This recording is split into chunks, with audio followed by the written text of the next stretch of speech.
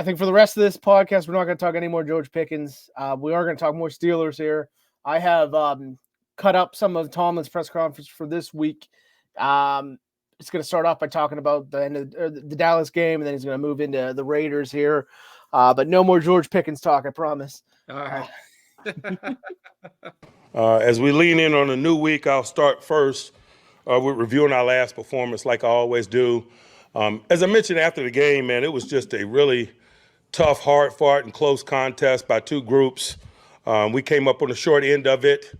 And from my perspective, particularly as you look back at it, how do you learn and grow from it? The pain that comes with not getting it done. How do we use that as fuel as we lean in on this week? How do we make necessary corrections in certain areas that become repetitive and sometimes two instances is a pattern? I like to use that cliche in coaching. And so it's in that spirit that I analyzed some things in the game, some things that we need to do better or could have done better. We met yesterday afternoon and kind of went over some of those things. One thing that I didn't mention after the game to you all that I thought was significant in terms of looking at it was the explosion play game. I thought they had big plays in game, and we didn't have enough big plays in game. And oftentimes, man, those chunk plays really affect how games unfold from a climate perspective. You can put together drives with less execution when you have big plays. You also obviously can change the field positioning component of circumstance when you have big plays. I thought a big sequence was we had them in third down prior to the first half, and they hit a big play on us for about 48 yards. We got out of that sequence without giving up any points because D-Jack had an interception, but we missed an opportunity to maybe put points on the board prior to the half when we got the ball back because of how much ground we had to cover. I think we were 95 plus yards away by the time we got the ball back. Had we won that third down and not given up that 48-yard play, the end of the first half could have been dramatically different. We had some big plays we had dialed up offensively, for example. Maybe the second or third play of the game, we had Connor leak out of the backfield down their sideline for a really potential score or big gain. We didn't connect on that. Sometimes we're just not putting them in the very best positions schematically to kind of get those things done on both sides. And so all of us, players and coaches, are going to continue to work. We realize explosion plays don't often define games, but they do kind of shape perspective within games, particularly from a field positioning standpoint. As I mentioned after the game, I thought the turnover game was significant. I thought we were able to keep the score down with some big plays. We blocked a field goal. We recovered a fumble in scoring territory. We had an interception in scoring territory. But those don't necessarily tee you up to score. We had good field position on the one interception that Joey Porter had. We turned that into points, for example. And so I thought the turnover component was big. We didn't produce the points off of turnovers like we normally do, but they kept the score down because of the territory that they were in. I thought that was a positive. So what are your thoughts on anything there? Anything you want to have a gripe with? I think that was pretty decent, but what do you got going? What are your thoughts? Yeah, it was pretty good what he said. I mean, it's disappointing that they had the turnovers that they had in the blocked field goal and could not produce any points off of that. I mean, and we talked about it the other day, and I think you brought it up. It's probably such a high percentage of a team winning with the multiple turnovers and stuff that they had, and they still lost this game. I mean, they just could not get anything going on the offense, and the defense did what it needed to do for a while, and until at some point with the offense not producing anything, the defense is going to start losing motivation as well at that point, and so it's disappointing to see how that game just played out with how it was in our favor for the majority of that game, and a lot of plays that we did not make, and it's just like he said, they need to use that as fuel to come into this next. I mean, I thought they would have used the Colts game as fuel, but like now they're going to have to use both of these games. You can't go and lose 3 in a row now at this point. I mean, the fact is, and he brought it up about not having explosive plays, but the reason behind that is there's no game breakers, there's no playmakers on this offense really. It's just a bunch of guys. I mean, Najee Harris, it's just you're never going to get an explosive play out of the guy really. I mean, every once in a while he'll catch a pass and get some yardage out. If he can get it over the field, he might break a tackle or two, but it's just not happening on a consistent basis. Getting Jaylen Warren back, he's Tomlin's about to talk about injuries. He's saying he's doubtful, but he has been practicing the last few days. So maybe that's changed. This was recorded on Tuesday, Tomlin's press conference here. Warren might help out with the explosive plays a little bit. He seemed to be a guy that can get something going there. But Van Jefferson, Calvin Austin's got the speed, but he hasn't shown consistency. Maybe Robin Wilson will finally get to show up one of these games. But apparently they don't see enough in him to put him out there, which is a bad sign for a guy you picked and you expected to be a good player on this offense in the leading up to the season here. It's rough. It's rough, I think. It really is. I mean, the only guy out of all that bunch, and I like you said, I wish we'd see more consistency with him, is Calvin Austin with the speed, because I know last year he had a couple streak plays where he was wide open, especially I think there was one I guess last year against the Raiders. He had like a 70-yard or something. Yeah, it was against the Raiders. If he could get himself moving, I mean, he might be somebody that could be a game changer, to be explosive, get explosive plays for us. But he hasn't been consistent. So we really don't have anybody to be that guy. I mean, I would hope that George Pickens as our wide receiver one would step up and do something, but he's being immature right now. So right now we don't really have anything going for this offense. The only other option is to just let Justin Fields do what he wants to, like let him go out there and take the reins away a little bit and let him play more aggressively. Tell him, hey, if you don't see something right away, go 1-2 read and go. Just have him start to use his legs.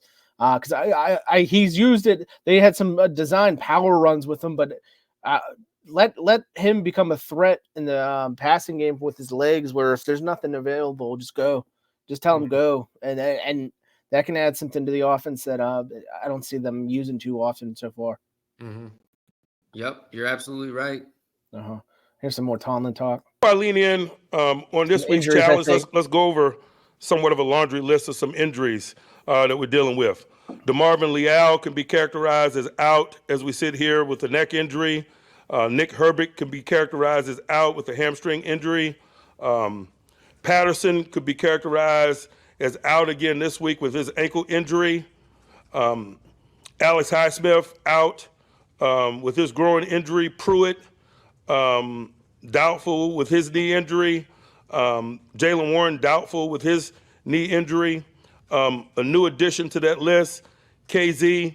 KZ rolled his ankle in pregame, was able to function in game, but obviously on the other side of the game, it really swelled, and he's not in a good spot. He could probably be characterized as doubtful as well this week. We had some other bumps and bruises associated with play.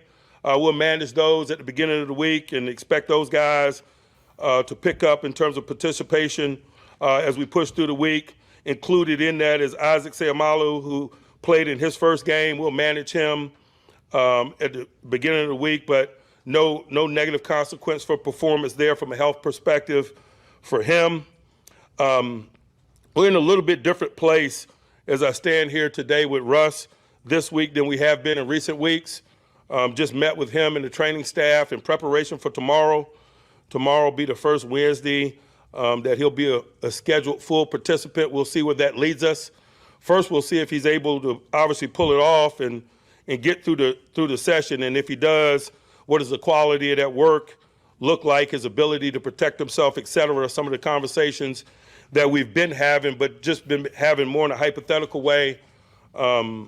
He's at the point of health now where we can work on a Wednesday without restrictions, and so we'll do so. He'll get reps with the second unit as to not disrupt Justin's preparation, and then we'll see where all of that leads us as we push through the week. Now let me turn our let's go first part there, the defensive edge rushers, man. It's rough right now. Herbig out, Leal out, Highsmith out. He said Highsmith out. He was practicing today, so hopefully that that's a good sign there. Maybe he can find a way to get in. But yeah, he's saying 3 out of your top 4 rushers are out. You got T.J. Watt there, and he talks about it later in this press conference. I don't think I have it in here about Isaiah Loudermilk, another defensive lineman. They're going to just have to shift out to a pass rusher here. And then somebody else, I also left out, somebody asked him about putting Peyton Wilson out there, and Tomlin completely shut that down and said that he doesn't have the attributes you want to look for in an edge rusher there. So, yeah, the edge rushers, it's alarming, right?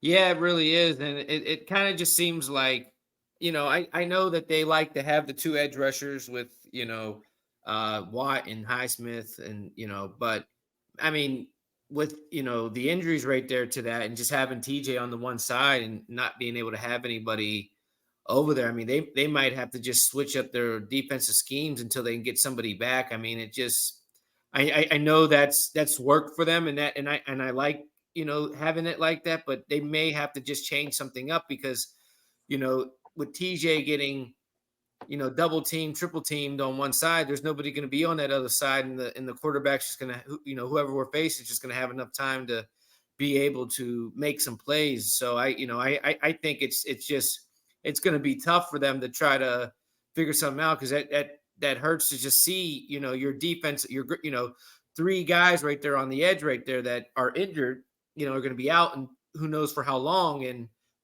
hoping for a, speedy and full recovery for them all. But, without them out there and just only having TJ, I mean, they're gonna have to figure something else out. Yep. So Tomlin now goes into talking about the Raiders here. So see moving forward tonight this week. Pitching toward the Vegas Raiders. Obviously, we're somewhat familiar with them because we played them a year ago. But there's been a lot of turnover, not only in terms of coaching, but some significant players in that short period of time that makes this exploration a different one for us. So we got a lot to deal with, to be prepared for. But more than anything for us, it's about getting back to business. And getting back to business is winning and putting together a plan that allows that to happen, dividing the labor, highlighting the skill sets of the people available to us. Certainly, we got some people that are missing this week due to injury, but we don't waste a lot of time focused on that. To be quite honest with you, we focus on the readiness of those that are available and how we divide that labor up. I'm excited about continuing with that strategic process with our staff, and then the physical preparation process with some guys tomorrow. Man, it's a big day, maybe for some edge rushers like Ade and Eco, man, who just got here. Maybe 1 or 2 of those guys will get an opportunity to elevate and be a component of our plans this week. And so that's exciting, man. It's exciting for them as individuals. It's exciting for a coach, man, when you believe in the development of talent and opportunities that are in this game for capable men. Oftentimes I say there's a fine line between being a practice squatter and a Pro Bowler. And sometimes it's just opportunity. And so we'll lean in on the week with that spirit as we get ready for play. And I'll pause and open it up to you guys for questions. So, last year the Steelers were able to win 23-18 in week 3. It was actually one of Kenny Pickett's best games. He was 16-28 for 235, 2 touchdowns, no interceptions. Yeah. Running game wasn't great. Najee Harris, 19 carries, only 65 yards, 3.4 per carry. Pickens had 4 catches for 75 yards. Calvin Austin, as you said, he had a 72-yard reception that game for a touchdown. Pratt Freiermuth had a touchdown of his own. So Steelers offense, that was one of their better games during the Matt Canada era, probably. On the other side, though, as he said, there's been a lot of turnover. Jimmy Garoppolo was the quarterback. He's gone. It's going to be Aiden O'Connell this week. Mm-hmm. Josh Jacobs was the running back that game. He's gone. He's left for Green Bay, I believe. It might be Minnesota, but I think it's Green. Yeah, it's Green Bay. Aaron Jones is in Minnesota. Devontae Adams had a huge game, 13 catches, 172 yards, 2 touchdowns. There's been a lot of talk about him getting traded. It doesn't seem like anything's going to happen this week. What are your thoughts in general about the game coming up and what we saw last year even? Yeah, I mean, it was definitely a good game. Like you said, one of the better offensive games that we did have last year. And but coming into this game, we're going up against one of the better, defensive guys, Max Crosby, sorry. And then one of the, better offensive weapons with Devontae Adams, and it's going to be tough to, with both of them on opposite sides of the field, playing against our defense and playing against our offense, those guys. I mean, just I think it should be a decent game right now. Just because of just how things have been going, I'm not seeing this going the Steelers' way right now. From any highlights that I've seen from the Raiders, they really have not been a great team this year. But the Steelers are playing some type of silly game right now, and I don't know what's going on with them. So you want this to be a good game, and you want this to be a victory for the Steelers, but I mean, this could be a third loss in a row, to be honest. So the spread is Steelers -3. The over/under is 36.5. So there's not any expectation of scoring here. Yeah, I'm optimistic. Honestly, I know it's a road game, but the Raiders are not good, as you're saying. I think the Steelers have a shot here to have a pretty decent game, and I do expect them to win. And new quarterback for the Raiders this week, as I said, Aiden Connell's stepping in. I think it's been Gardner Minshew so far this year, who I guess apparently hasn't done enough to keep his job. I shout out to Robert Spillane, who's playing pretty well for them on defense, former Steeler.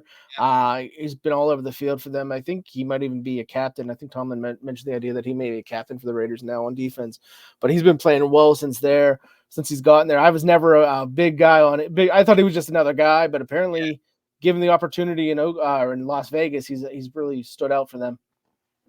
Yeah, for sure. He's when he was playing with us, he made a lot of key plays for sure, and he was, he did pretty well in the defense. And yeah, he's definitely been a key factor for their defense as well. And so it'll be, like I said, it'll be an interesting game. I do agree with you to an extent that this should be a very decent, good game, and it's definitely winnable for the Steelers. I think it's gonna be a shitty game. I just think the Steelers have a good shot of winning. Oh, of course. I agree with you. Yeah, I agree with you. Yeah. I just right now I'm a little down in the dumps. Just the 2 losses that they've had that they should have won. So, I don't know. I just don't know how I really feel about this game. So let's get to the prediction. What are you thinking? What a prediction wise for this game? Who do you got?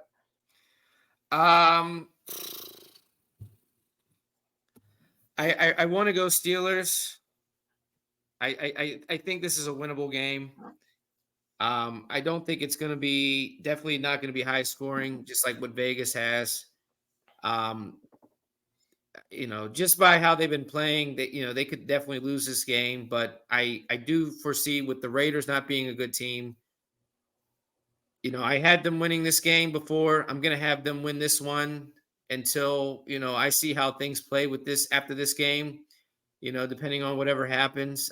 So I am going to take the Steelers. I'm not very optimistic, though, that they'll win, but I'm going to take them to win. And I think it's going to be a very just lousy game. 13-10 Steelers over Raiders. 13-10. I was thinking in my head 2016. So I'm going to go with 2016 Steelers. I get all your sentiment there. I get it 100%. But for some reason, I feel good coming into this week. You're going to end up 4-2. They need this win. They need this win, and they need to win the next couple games against the 2 New York teams. Yeah. But I feel confident and comfortable and confident saying that the Steelers are going to win this game. Yeah, for sure.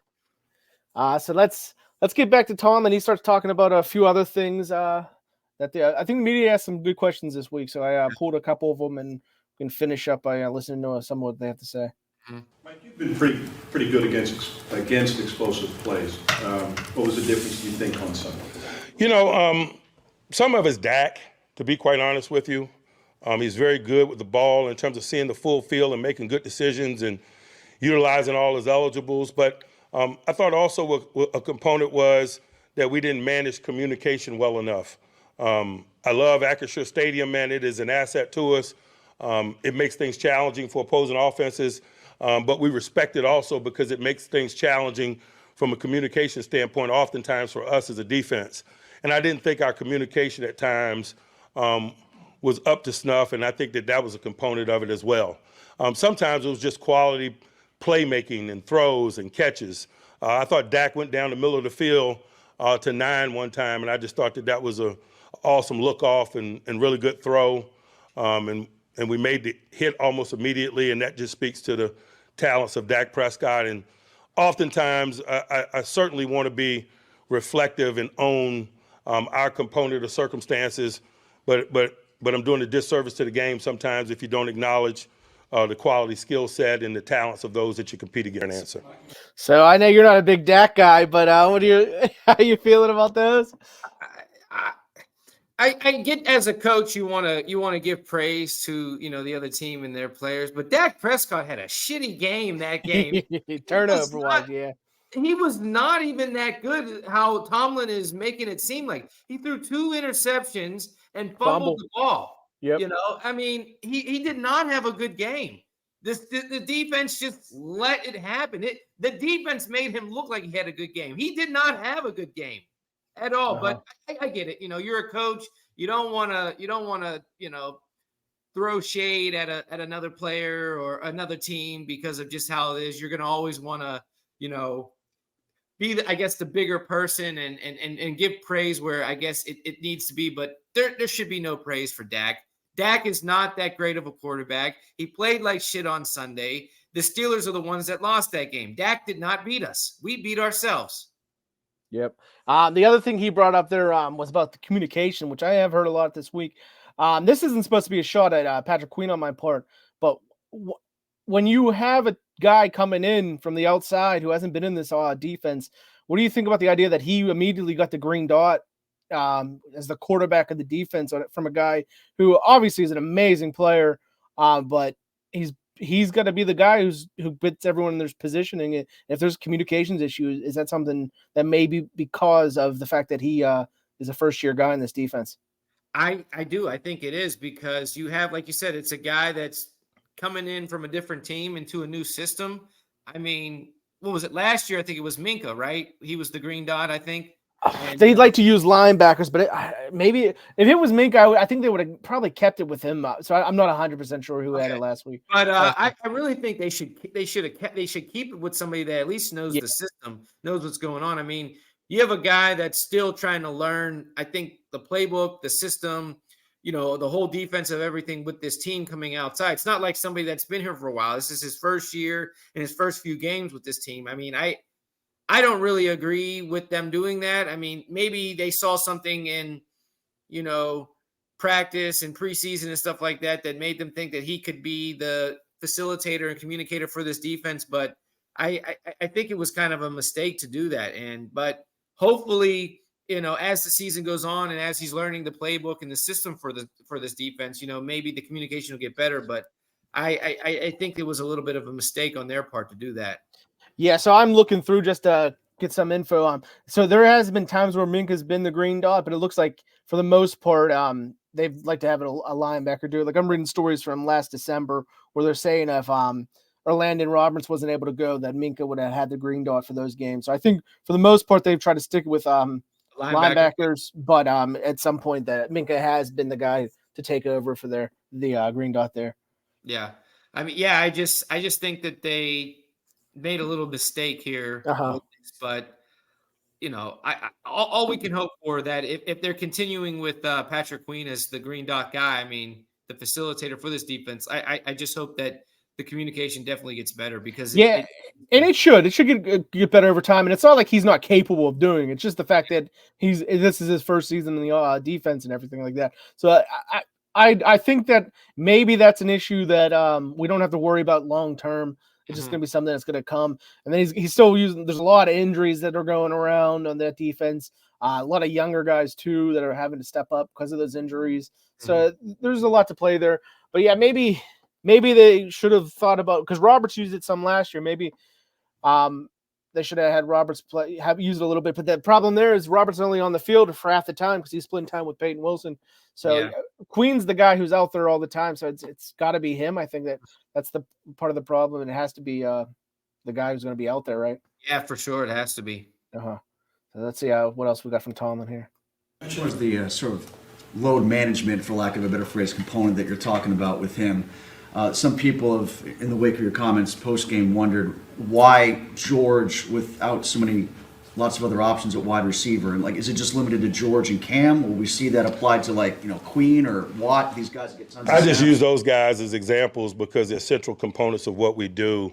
And so we're just being smart about how we manage them. But I could extend that conversation to a lot of discussions, to be quite honest with you. We divide the labor up week in and week out between the Landon Roberts and Peyton Wilson, for example, opposite of Patrick Queen. Patrick Queen is our every down green dot, and so he plays just about in all circumstances, and some players do that. But most players, particularly in today's game, that have specialized skill sets, that play positions like receiver, they don't play every down, or like rushman. They don't play every down because you need them in significant moments. You need them at the back half of the season. You need them in the second half of football games and those weighty downs. And so it's really just a 2024 discussion regarding load management. That's something that, like you said, you want to get more splash plays on offense, but also that you did dial some up and that you weren't able to execute on them. How do you get confidence that they're going to work the next time between now and then? Because we're professionals, man, and we come to work every day. We'll take the practice field on Wednesday, Thursday, and Friday. We'll work concepts. We'll add to the collection of shots as we go throughout the week, things that might be useful to us. We'll subtract those that we don't have a good feel for or don't feel good about the execution, and we'll roll the ball out and go again. So stop there. First on the load management that they talked about. I think we went into that pretty much. That's why I kind of skipped over it. But if you have anything to add on that, go forward. And then what are your thoughts on the second part about being professionals and the splash plays coming?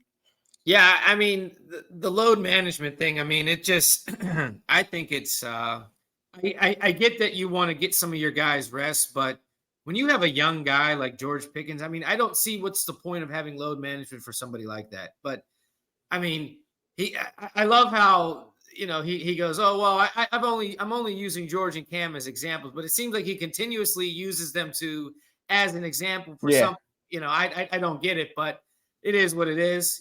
That's just what it is. But I think, when I think of load management, I think of load management for maybe the older players that may need more time to get a little more rest. Younger players, I mean, that are in their early 20s, I don't see what's the point for that. But, whatever scheme and system they have, I guess maybe that's what it is for them. But the second part about, they're supposed to be professionals. I mean, obviously they're not professionals when they're being silly on the field, making silly plays at the end of the game, answering questions like you said, like Marshawn Lynch, that's not being professional right there at all. Mm-hmm. That's just being, I don't care type of thing. And if they're really supposed to be professionals, they're really not doing it. Yeah. They got a lot of guys, but they don't got a lot of guys with a capital G. They got a lot of guys who are professionals. Obviously they made it to the NFL, but there's not enough guys that are just going out there, especially on offense, they don't got the bodies. They don't got the Jimmy and Joes to make these splash plays. Everyone's a pro. It's the NFL. Everyone's a professional. Yeah. So it's like, that's just not enough at this point for this team. No. And I'm concerned, and everyone knew this was going to be an issue. Everyone said they needed to grab a receiver and they just didn't do it. And now this is what we're going to pay. This is what we're going to play through, and we're going to hope for the best, but it's not going to look great in my from an explosion standpoint. Not at all. Yeah, not at all. Let's finish up some Tomlin stuff here. Justin was less accurate in the last game than he had been over the first 4 games. Is there something that Dallas was doing or something that just wasn't working for him? How do you kind of explain that? It's probably a little bit of both. I think each game or performance kind of stands on its own, and there are always some variables that affect performance, whether you're talking about an individual or a collective, certainly. It was a pretty big departure from the way you used him last year. Was there something you saw that kind of led you to take that action? I'm just more sensitive to that broader discussion. I'm sure I played Cam more last year than I'm playing him this year, for example. Mike, what was your evaluation of the running back group Sunday? You know, I would like to have. You want to stop real quick just to give it? Bringing this up.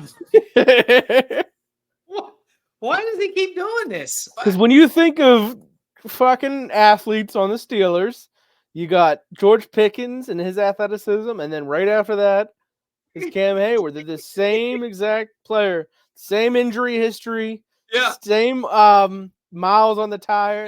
Yep. They're the same guy. So you got to keep comparing. I don't. Cam Hayward and George Pickens. They're just the same level of athlete. They are. In the same part of their careers. You know what? I forgot that George Pickens and Cam Hayward were drafted in the same draft class at the same time. I forgot about that. That's my fault. Sorry. I think this is the last question I have for him. It's about the running game, and I think this was a pretty good answer from him here. Control the game more in that area. But early on, we weren't winning enough possession downs, and it was a limited possession game. So it probably didn't develop. The run game I'm speaking of probably didn't develop in the ways that we would like. I saw a foundation there, but the snap totality was not what we desired in an effort to really control the game. Dallas possessed the ball. We didn't win enough third downs. They did, particularly in the second half. And particularly in terms of the second half, the attrition component of the run game got compromised because of those variables. Dallas was converting third downs on offense, and so they were possessing the ball. It created a limited possession game for us. When we got going at such a pace where we weren't able to lean or focus on it in the ways that will allow it to lead the charge from an attrition standpoint. Aside from George, what's your evaluation of the rest of the wide receiver room so far? If some of his snaps are going to have to be delineated to those other guys. Yeah. I like the contributions of different guys over at different times. There have been moments. Calvin had a big game a couple weeks ago. If you're talking specifically about the passing game, you can't exclude Muth. We've just did long-term contract business with Muth. He's a tight end, but he is a receiver in that he is a central component of what we do in the passing game.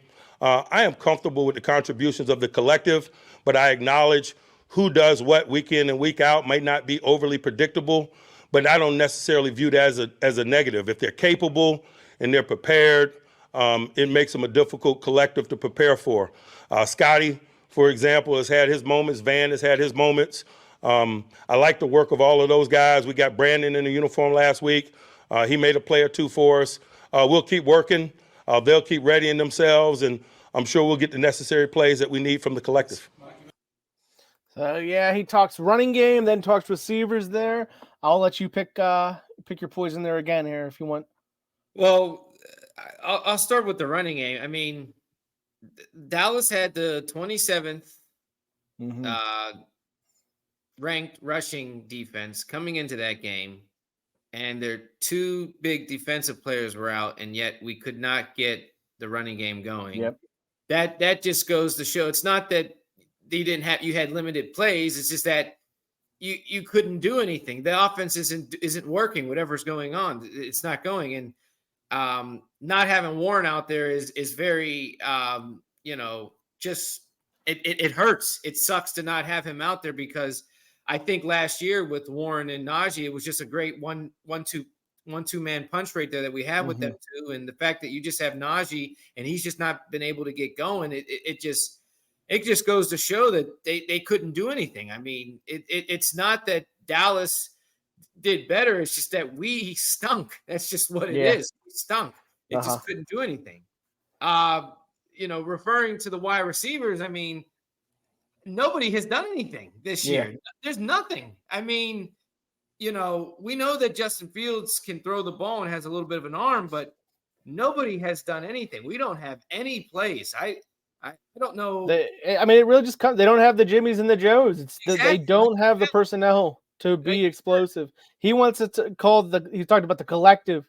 Yeah. When we have to talk about collective, you're talking about the fact that you don't have a singular guy who can fill a role that you need to be a productive receiver in this league. That's the problem. They need to pretend this collective thing, but collectively they're getting less than 150 yards receiving. Yeah. That's not good. No, There's no way to spin it. There's no way you can try to sugarcoat it. Yeah. They do not have enough talent at the receiver position. It's just a fact. Exactly. You're absolutely right. But to end it on a good note there, I think we're going to wrap it up for this week. I think that was a good talk there. We both have the Steelers winning this game. I have a 2016. You're looking at a 13-10 win. I'll see you next week, Lear. I'll see you post game, I guess. Yeah, sounds good. I'll see you post game. Have a good Yep, one. I'll see you then, man.